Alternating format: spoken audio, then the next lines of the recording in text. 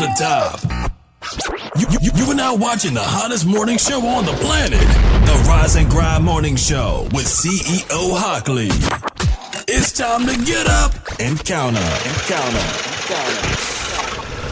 Still early in the morning, we still in the 9 o'clock hour, and some people don't want to use their brains. Some people don't want to learn nothing, right? But I got a video, and I got something that needs to be explained.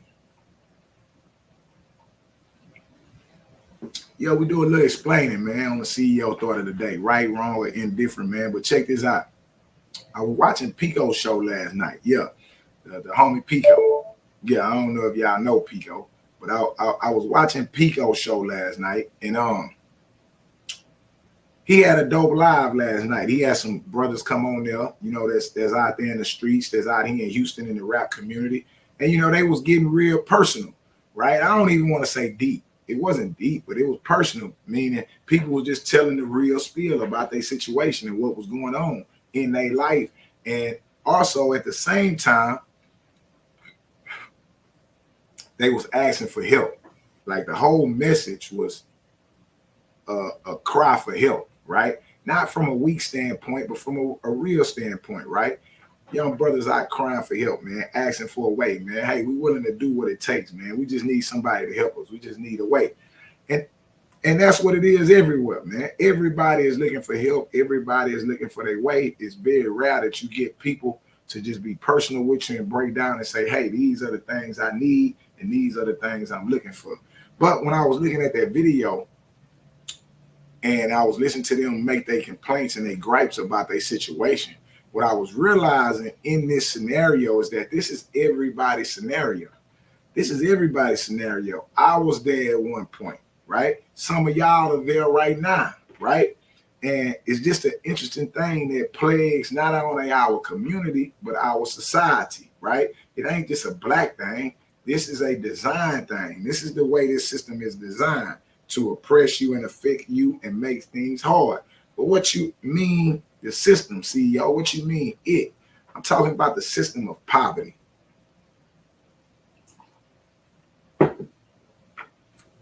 The system of poverty, yes. Every day, all day, we wake up and we try to fight poverty.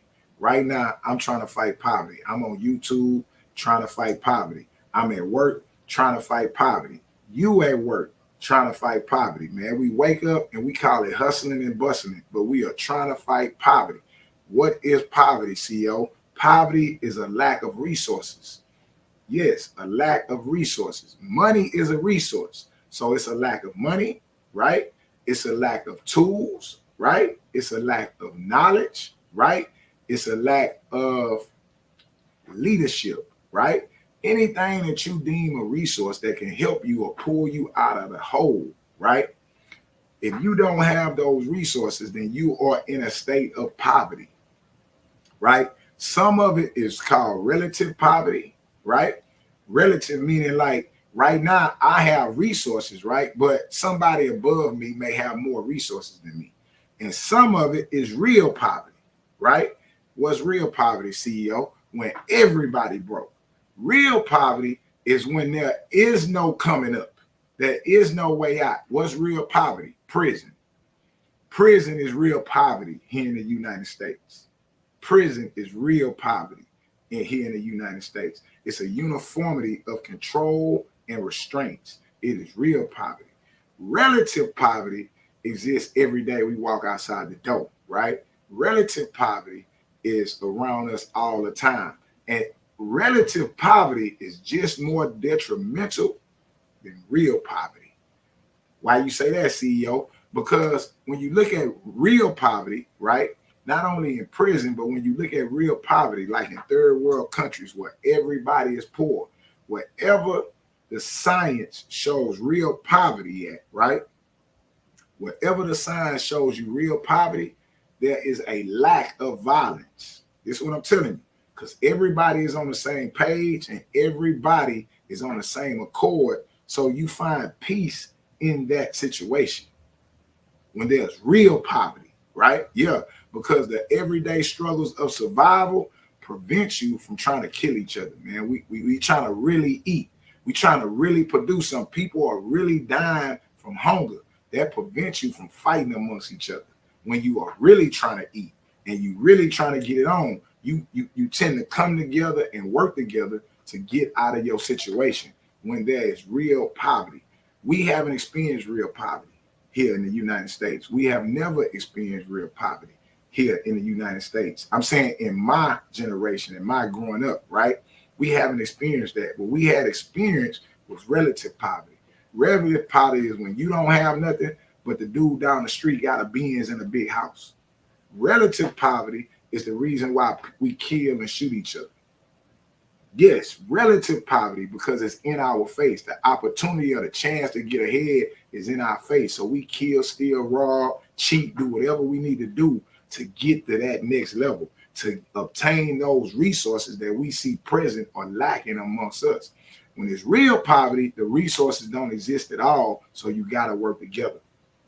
And that's not just for black people. That's not just for white people. That's for everybody. Poverty is a mechanism used to control and keep people behind. Poverty is lack of resources, lack of opportunity. All these things are designed to keep us all behind. Every day we wake up.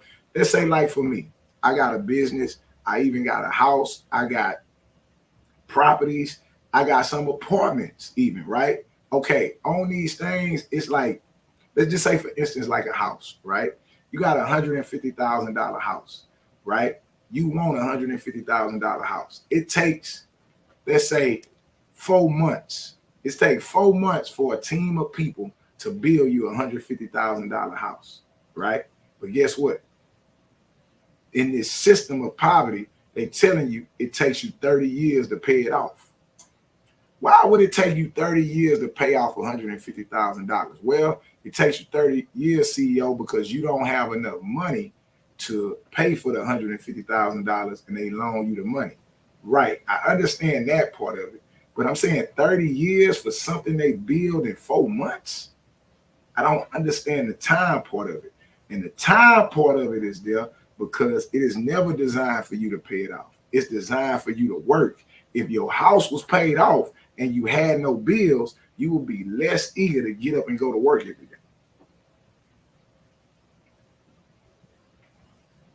You'll be less motivated to do that. We all at work right now. Why? We got to pay our bills. Imagine if you didn't have no bills. Yeah, imagine if you was like these homeless niggas on YouTube that leech off people. You have time to do what you want to do all day. Smoke weed, talk shit. You would have time, right?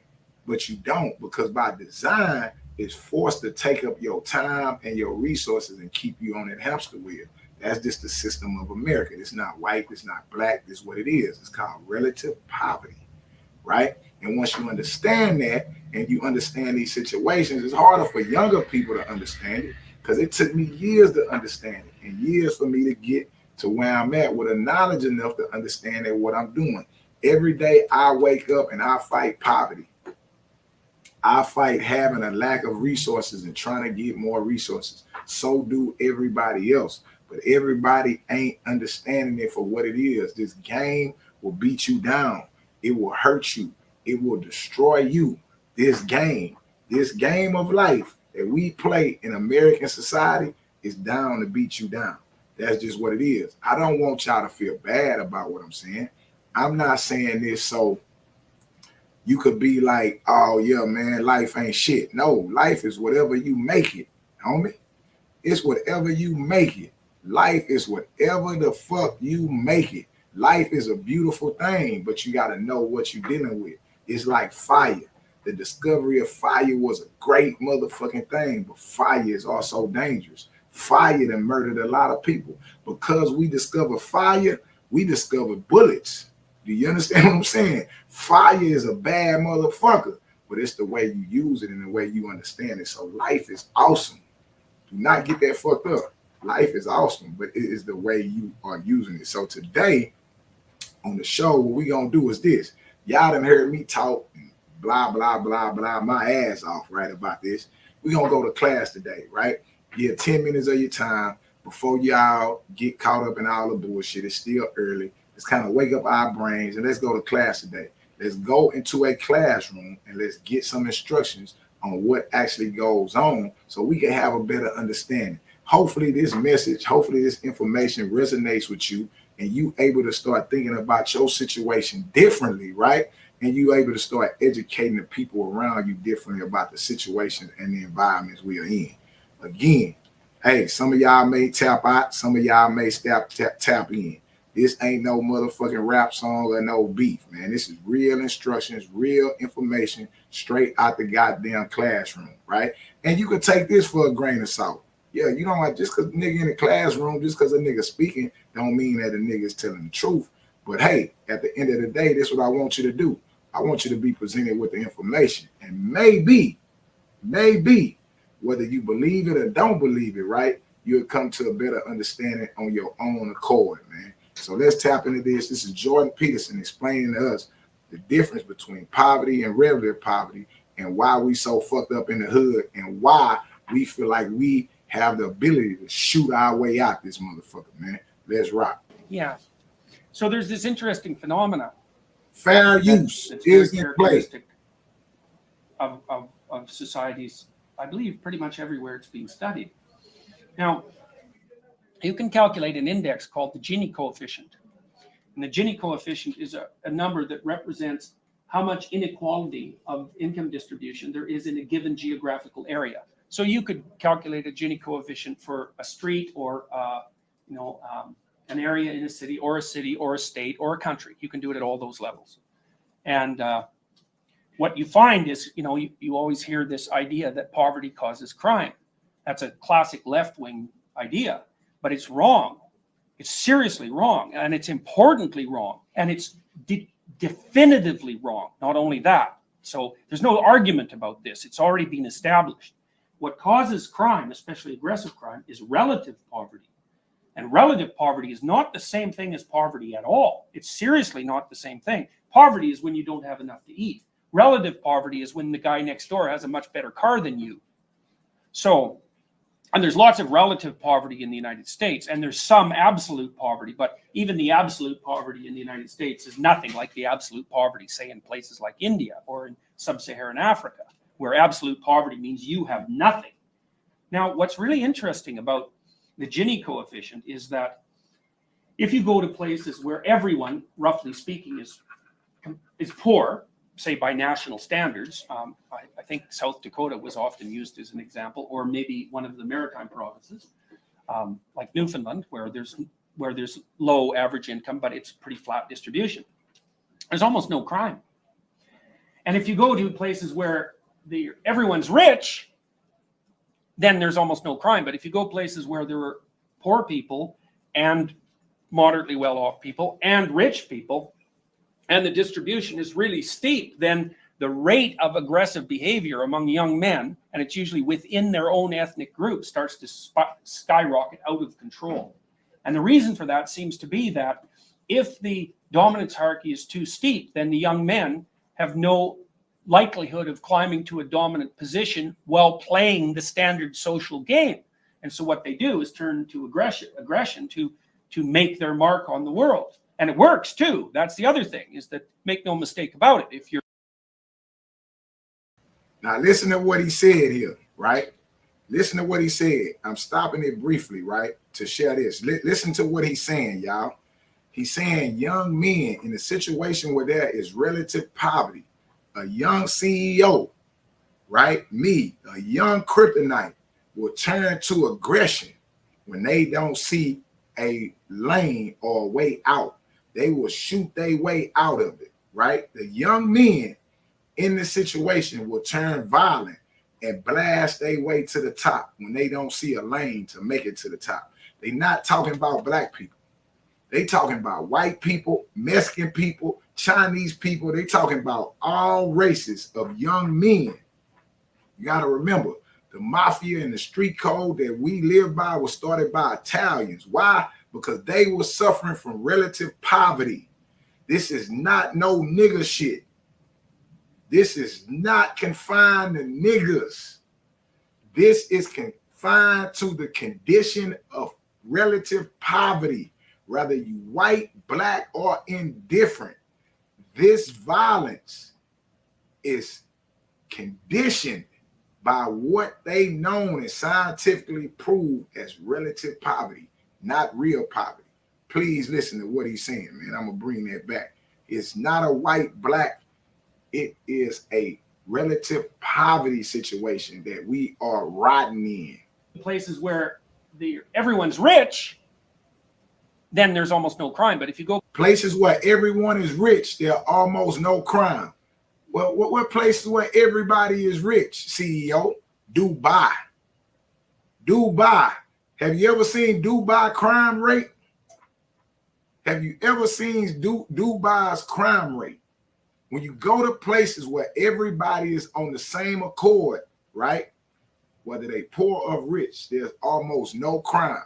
But when you get the relative poverty, you will see murder and violence at a high level. And it has nothing to do with black or being white or being hip hop or being country. It don't matter about none of that shit.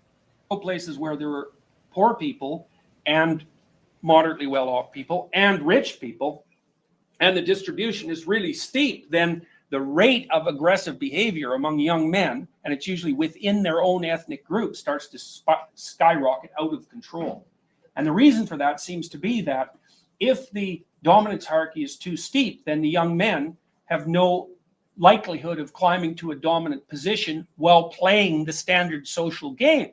And so what they do is turn to aggression to make their mark on the world. And it works too. That's the other thing, is that, make no mistake about it, if you're looking for status in a place where status is hard to achieve, and you're the meanest, toughest guy around, then, and around a bunch of people who, like you, don't have much money, then you're going to benefit from that status. It works. Yeah.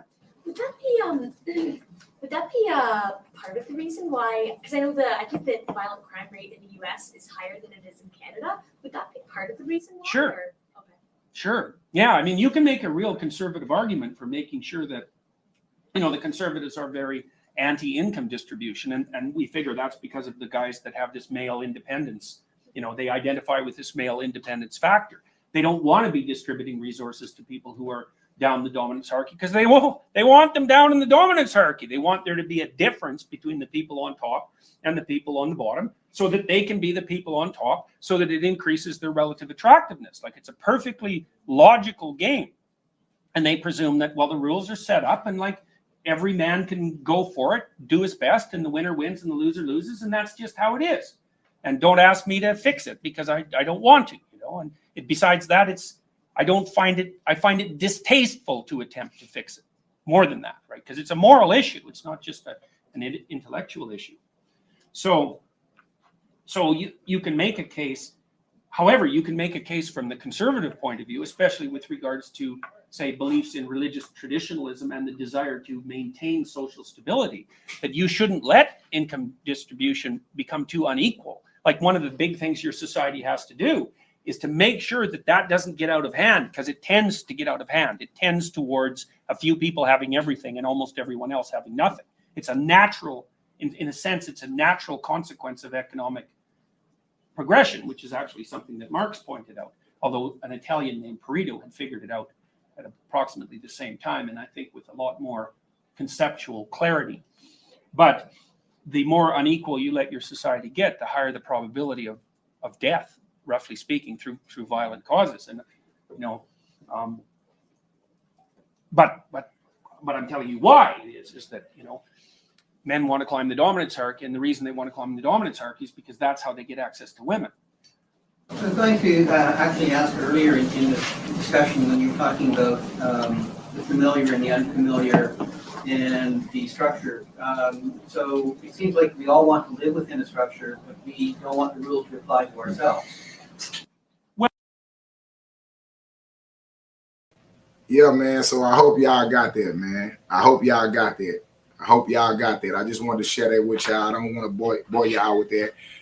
Mailman 907 said, very interesting, like capitalism. Facts. Capitalism creates all other isms. Yeah. Capitalism creates all other isms. Do you hear what I'm telling you? Capitalism creates all other isms. I'm not against capitalism. I'm just saying capitalism creates all other isms. Racism, socialism, classism, ageism, all the other isms are the children of capitalism. And that's just what that is, man. After this video goes off, I want y'all to come back to this live, and I'm going to put a link to that particular video in my comment section. Again, after the video, sometime today, y'all can come back to this video, and I'm going to put a link to that particular video in my comment section so y'all can study that on y'all time. A lot of y'all didn't leave. A lot of y'all stayed in and listened. That means y'all woke. That means y'all up. That means y'all want to get the truth. And hey, like I say, he might be lying. I'm not telling you to follow nobody, man. I'm here to introduce you to the information. And hey, you rock with it however you need to rock with it. But I set that up for a reason. Now we can get to these topics and understand how hard poverty be hitting our goddamn community, man. Let's go. If you really rock with me and you really want to support the channel, this is what I need you to do, man. Text the word salute to this number on the screen. Yes, text the word salute to this number on the screen, and you're going to join my personal text messaging service. It's free of charge to you, but I want to make sure that my supporters and the people that salute me get my videos first, man. I want to make sure YouTube never miss sending you one of these videos, and you get to catch my live shows, man, which are the livest shows on YouTube. Text the word salute to this number on the screen, and you're going to join my personal text message service and get all my videos, man, first directly to your phone, man. Appreciate you for watching. Thanks for tapping in. And like always, man, count up.